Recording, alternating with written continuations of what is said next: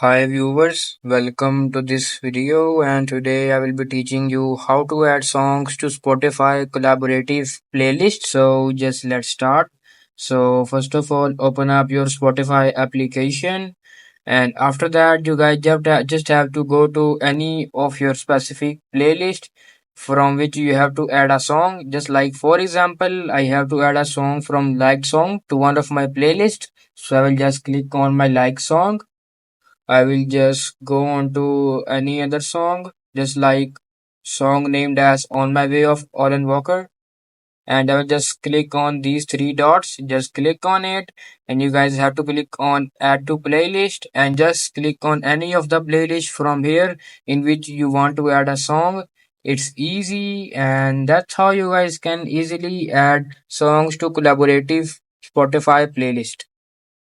If you find this video helpful, please like and subscribe to this channel and thanks for watching.